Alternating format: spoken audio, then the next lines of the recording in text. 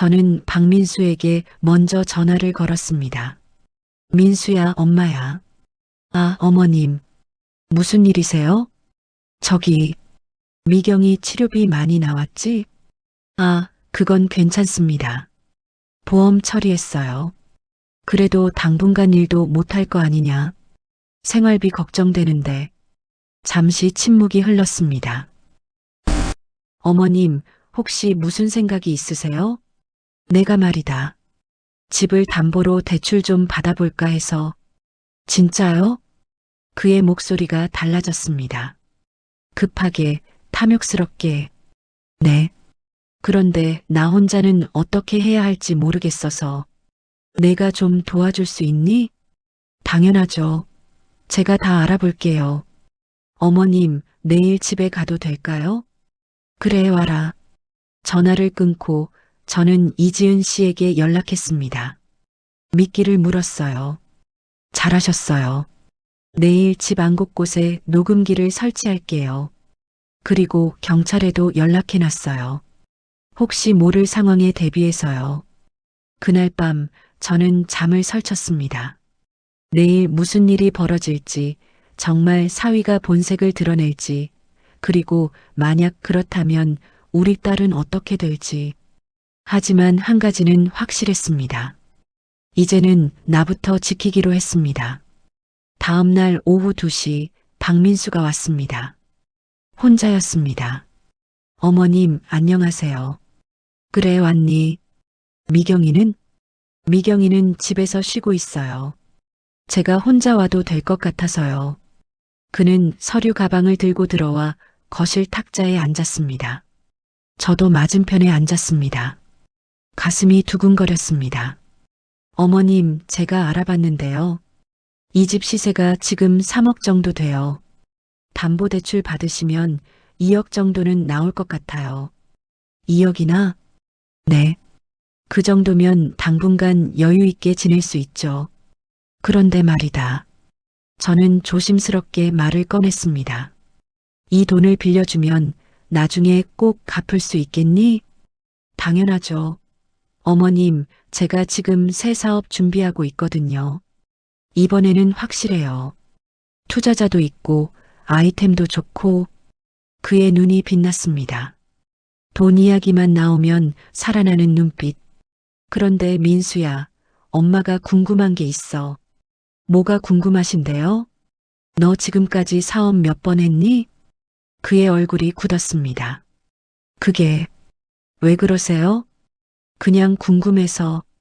엄마가 돈을 빌려줄 사람이 믿을 만한 사람인지 알아야 하잖니. 어머님, 그리고 말이다. 저는 용기를 냈습니다. 미경이 명의로 지금 빚이 얼마나 돼? 박민수의 얼굴이 변했습니다. 그건 어머님이 아실 필요 없어요. 왜? 내 딸 일인데 왜 내가 알면 안 돼? 어머님, 미경이 일은 미경이가 알아서 할 일이에요. 어머님이 너무 간섭하시는 거 아닌가요? 간섭? 내가? 제 목소리가 높아졌습니다. 내 딸이 빚더미에 앉아 있는데 엄마가 걱정하는 게 간섭이야? 어머님, 진정하세요. 진정은 무슨, 너 솔직하게 말해봐. 미경이한테 빚 얼마나 지웠어? 박민수가 자리에서 일어났습니다. 어머님, 지금 저한테 뭐라고 하시는 거예요? 내가 잘못 알고 있나? 내가 사업 실패하고 코인으로 날리고 그 빚을 미경이한테 다 떠넘긴 거 아니야? 누가 그런 헛소리를. 헛소리가 아니야. 나 다 알아. 박민수의 얼굴이 일그러졌습니다. 아, 그래요. 알았으면 됐잖아요. 그래서 어쩔 건데요? 뭐, 어머님, 솔직히 말씀드릴게요. 그는 비웃듯이 말했습니다. 미경이는 이미 제 거예요. 그 애는 저 없이 못 살아요. 빚도 제 이름으로 다 내줬고 이제 와서 헤어지려고 해도 못해요. 빚 보증 다 서 있거든요. 가슴이 쿵 내려앉았습니다. 그리고 어머님도 마찬가지예요. 미경이 걱정되시죠? 그럼 도와주셔야죠. 안 그러면 뭐? 미경이가 어떻게 될지 모르죠. 지금 협박하는 거야? 협박이 아니라 사실이에요. 어머님 선택하세요. 집 담보로 대출해 주실 거예요? 말 거예요? 그 순간 거실 한쪽 문이 열렸습니다. 이지은 씨와 경찰 2명이 들어왔습니다. 박민수 씨, 지금 하신 말씀 다 녹음됐습니다. 박민수는 얼어붙었습니다. 뭐야? 이게 무슨 협박죄, 그리고 사기 혐의로 조사받으셔야겠습니다. 동행하시죠. 경찰이 다가오자 박민수는 뒷걸음질 쳤습니다. 잠깐, 이거 함정이었어요? 어머님이 저한테 이러시면 안 되죠. 내가 왜 안 돼? 저는 떨리는 목소리로 말했습니다. 내 딸을 그렇게 망쳐놓고 나한테까지 손을 뻗치려고 했잖아. 내 자식이라도 잘못은 잘못이야. 그리고 너는 내 자식도 아니지. 어머님, 경찰관님 데려가세요. 박민수는 끌려가면서도 소리쳤습니다. 미경이한테 말할 거예요. 어머니가 날 함정에 빠뜨렸다고. 그럼 미경이는 어머니 편 안 들 거예요. 문이 닫히고 저는 그 자리에 주저앉았습니다. 잘하셨어요, 김순자님. 이지은 씨가 제 어깨를 토닥였습니다. 이제 시작이에요. 따님을 구해야죠. 박민수가 체포된 다음 날 딸 미경이가 제 집으로 찾아왔습니다. 얼굴이 퉁퉁 부어 있었습니다. 엄마, 어떻게 그럴 수 있어? 문을 열자마자 딸이 소리쳤습니다. 민수 오빠를 경찰에 넘기다니. 그 사람은 내 남편이에요. 미경아, 진정하고. 진정은 무슨, 오빠가 무슨 잘못을 했다고. 딸은 울면서 저를 밀쳤습니다. 엄마는 항상 그랬잖아. 내 편이 아니었어. 내가 하고 싶은 거, 내가 사랑하는 사람 다 반대했잖아. 미경아, 이제 오빠까지 빼앗아 가려고? 나한텐 오빠밖에 없어. 저는 딸을 안으려 했지만 딸은 뿌리쳤습니다. 미경아, 잠깐만 앉아봐. 엄마가 할 말이 있어. 듣기 싫어요. 그래도 들어야 해. 저는 단호하게 말했습니다. 너 지금 빚이 얼마야? 딸의 얼굴이 굳었습니다. 그건 엄마랑 상관없어요. 7천만 원이지? 어떻게? 그거 다 박민수가 내 이름으로 빌린 거야. 넌 보증만 섰을 뿐이고. 그래도 오빠가 갚을 거예요. 무슨 돈으로? 걔 지금 돈 버는 데가 있어? 딸은 대답하지 못했습니다. 저는 서류 뭉치를 꺼냈습니다. 이지은 씨가 조사한 자료들이었습니다. 이것 봐. 박민수가 최근 3년간 벌인 일들이야. 사업 실패, 코인 투자 실패, 불법 대부업체 대출. 그리고 이것. 저는 마지막 서류를 꺼냈습니다. 너 사고 나기 한 달 전에 내 이름으로 보험을 들었지? 3억짜리. 수익자는 박민수고. 딸의 얼굴이 새하얗게 변했습니다. 그게 무슨 뜻인데요? 미경아. 저는 딸의 손을 잡았습니다. 내 사고가 정말 사고였을까? 엄마, 설마. 경찰이 조사 중이야. 그날 차 브레이크에 문제가 있었대.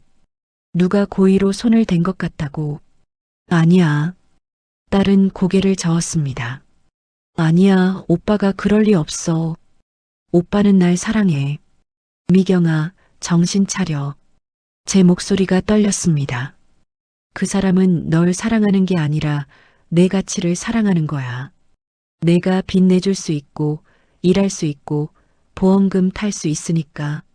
엄마, 넌 그 사람한테 사람이 아니라 돈이야. 그 말을 하는 순간 저도 눈물이 났습니다. 엄마는 말이다. 널 사람으로 보는 거야. 내 소중한 딸로. 비록 엄마가 부족해서 내가 원하는 걸 다 못해줬을지 몰라도 엄마는 널 정말 사랑해. 딸이 울음을 터뜨렸습니다. 엄마, 나 정말 힘들었어요. 알아, 엄마가 알아. 오빠가 처음엔 정말 좋았어요. 그런데 점점 점점 달라졌어요. 돈 이야기만 하고 짜증내고 때리기도 하고. 때렸어? 네. 몇 번. 제가 돈을 못 구해오면 저는 딸을 꼭 안았습니다. 미안해. 엄마가 진작 알아차렸어야 했는데. 미안해, 딸아. 우리는 한참을 울었습니다. 그동안 쌓인 모든 오해와 서러움이 눈물로 흘러나왔습니다. 엄마, 나 어떡해? 괜찮아. 엄마가 도와줄게. 이지은 씨라고 좋은 사람이 있어. 그분이 빚 문제도 정리해 주시고 법적으로도 도와주신대. 정말요? 그래. 시간이 걸리겠지만 우리 다시 시작하자. 응? 딸이 고개를 끄덕였습니다. 엄마 사랑해요. 엄마도 사랑해, 딸아. 박민수는 사기, 협박, 배우자 폭행, 그리고 살인미수 혐의로 재판을 받았습니다. 경찰 조사 결과 그는 실제로 미경이의 차 브레이크를 조작했다는 게 밝혀졌습니다. 보험금을 노린 거였죠. 재판정에서 그는 끝까지 발뺌했지만 증거는 너무 명확했습니다. 결국 징역 7년을 선고받았습니다. 미경이는 이혼 절차를 밟았습니다. 쉽지 않았습니다. 빚 문제도 있었고 마음의 상처도 컸습니다. 하지만 이지은 씨의 도움으로 그리고 저와 함께 조금씩 회복해 갔습니다. 엄마, 오늘 면접 봤어요. 미경이는 요즘 제 집에서 함께 살고 있습니다. 처음엔 어색했지만 이제는 다시 예전처럼 편해졌습니다. 그래, 어땠어? 괜찮았어요. 합격하면 다음 주부터 출근이래요. 잘 됐네. 우리 딸 다시 일하는 거 보니까 좋다. 엄마 덕분이에요. 무슨 소리야? 내가 잘한 거지.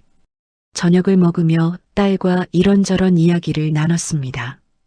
요즘 본 드라마 이야기, 동네 마트 할인 정보, 내일 날씨 이야기. 평범한 이야기들이었지만 이렇게 행복할 수가 없었습니다. 엄마, 내가 그동안 많이 미안했어요. 그런 말 하지 마. 아니요. 진짜 미안해요. 엄마한테 정말 못되게 굴었잖아요. 엄마 돈까지. 다 지나간 일이야. 이제 앞만 보자. 미경이가 제 손을 잡았습니다. 엄마, 나 이제 제대로 살 거예요. 엄마한테 효도도 하고. 효도는 무슨. 내가 행복하게 사는 게 효도야. 재판이 끝나고 얼마 후 이지은 씨를 만났습니다. 김순자님, 정말 잘 해내셨어요. 선생님 덕분이죠. 선생님 아니었으면 어떻게 됐을지. 아니에요. 어머님이 용기를 내셨기 때문에 가능했던 거예요. 쉽지 않으셨을 텐데. 이지은 씨는 차를 한 모금 마시며 말했습니다. 사실 제가 이 일을 하게 된 데는 이유가 있어요. 그게 뭔데요? 제 친할머니도 비슷한 일을 겪으셨거든요. 자식한테 재산을 다 빼앗기고 요양원에 버려지셨어요. 그때 제가 대학생이었는데 아무것도 못했어요. 그냥 지켜만 봤죠. 그랬었구나. 할머니가 돌아가시기 전에 제게 그러셨어요. 지은아, 나 같은 할머니들 많아. 도와줘라. 그래서 이 일을 시작했어요. 저는 이지은 씨의 손을 잡았습니다. 좋은 일 하고 계세요. 정말 고마워요. 저도 감사해요. 어머님 같은 분이 계셔서 제가 이 일을 계속할 수 있는 거예요. 이지은 씨는 명함 한 장을 꺼냈습니다. 혹시 주변에 어려운 분 계시면 연락 주세요. 도와드릴게요. 그럴게요. 그리고 김순자님, 한 가지 제안이 있어요. 뭔데요? 저희 센터에서 자원봉사자를 찾고 있어요. 어머님 같은 분이 필요해요. 나요? 내가 뭘 할 수 있는데요? 많은 걸 할 수 있어요. 어머님은 직접 겪으셨잖아요. 그 경험이 다른 분들한테 큰 도움이 될 거예요. 하지만 나는 배운 것도 없고 배움이 중요한 게 아니에요. 진심이 중요한 거죠. 어머님처럼 진심으로 도와주실 수 있는 분이 필요해요. 저는 고민했습니다. 68배 나이에 새로운 일을 시작한다는 게 쉽지 않았습니다. 하지만 한편으로는 기대도 됐습니다. 나도 누군가에게 도움이 될 수 있을까? 한번 해볼게요. 그렇게 저는 시니어 상담센터에서 자원봉사를 시작했습니다. 처음에는 어색했습니다. 전화 받는 것도 상담하는 것도 서툴렀습니다. 하지만 이지은 씨가 차근차근 가르쳐줬고 저도 조금씩 배워갔습니다. 여보세요. 시니어 상담센터입니다. 저기, 제가 요즘 아들한테 전화 너머로 들리는 떨리는 목소리. 저는 그 마음을 알았습니다. 천천히 말씀하세요. 제가 들어드릴게요. 전화를 건 분은 70대 할머니였습니다. 아들이 제 집을 팔자고 해요. 자기가 사업 자금이 필요하대요. 근데 제가 집을 팔면 어디 가서 살아요? 이야기를 들으며 예전 제 모습이 떠올랐습니다. 할머니, 혹시 아드님이 최근에 돈을 빌린 적 있으세요? 있어요. 작년에 사업한다고 제 이름으로. 역시나 제가 겪었던 일과 비슷했습니다. 할머니, 지금 당장 집을 팔면 안 돼요. 일단 법률 상담부터 받으세요.